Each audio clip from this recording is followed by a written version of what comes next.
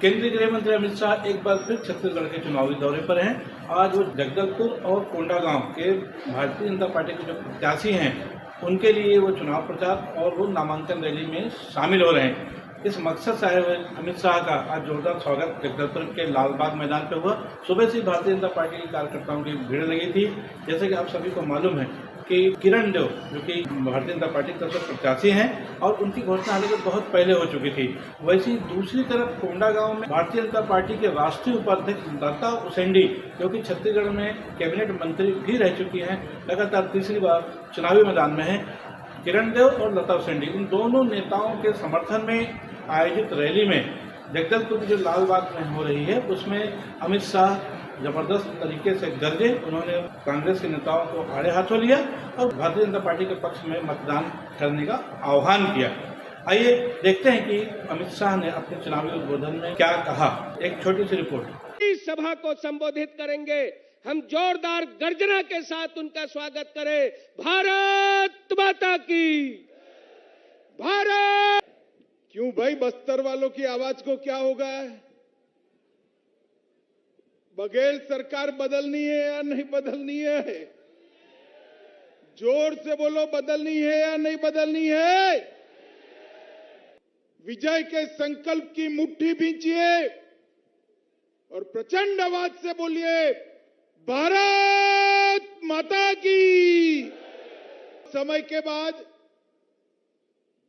मैं बस्तर में आया हूं और इतनी बड़ी संख्या में मेरे ट्राइबल और पिछड़े भाइयों को देखकर मन खुशी से भर जाता है।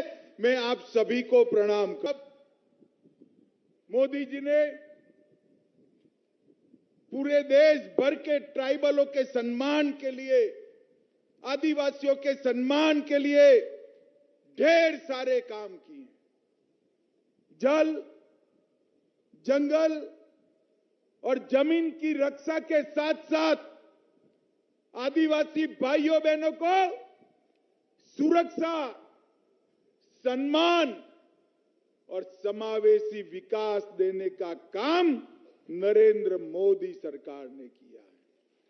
मैं आज पूछना चाहता हूं भूपेश बघेल जी को कि भूपेश बाबू बताओ, आपकी सरकार थी केंद्र में 10 साल तक, यूपीए की सरकार थी, कितना रुपया देते थे जनजातीय मंत्रालय को? एसटी कंपोनेंट जो होता है आदिवासियों के कल्याण के लिए, वो कुल मिलाकर 29,000 करोड़ होता था। कितना होता था भाई? अरे जोर से बोलो, कितना? अब देश भर के करोड़ों आदिवासियों के लिए सिर्फ 29,000 करोड़ होता था। आपने मोदी जी को प्रधानमंत्री बनाया, मोदी जी ने 29,000 करोड़ से बढ़ाकर 1,32,000 करोड़ रुपया आदिवासियों के लिए खर्च करने का। बस्तर क्षेत्र एक जमाने में घनघोर नक्सली क्षेत्र माना जाता था। आज भी कुछ छत्तीसगढ़ में समस्याएं हैं। मैं आपको कहने आया हूं, एक बार फिर से कमल फूल की सरकार लगा दो, पूरे छत्तीसगढ़ को हम नक्सल समस्या से मुक्त कर देंगे मित्रों, मुक्त। और भूपेश बाबू, आपने क्या किया? शराब बेचने की दुकानें खोली और 2,000 करोड़ का घोटाला किया। कोयले के ट्रांसपोर्टेशन में 540 करोड़ का घोटाला किया। गरीबों के अनाज के अंदर 5,000 करोड़ का घोटाला किया। गोठान में 1,300 करोड़ का घोटाला किया।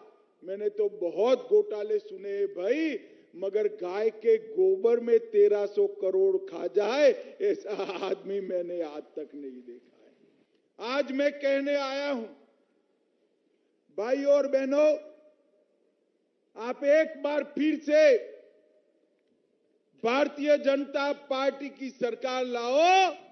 ये जो आदिवासियों का पैसा हजारों करोड़ रुपया घोटाले में खा गए हैं, उनको उल्टा लटका कर सीधा करने का काम ये भारतीय जनता पार्टी की सरकार, ये जोर से झूठ बोलने वाली सरकार है। अभी अभी कहा कि नगरनार स्टील प्लांट इसका निजीकरण होगा।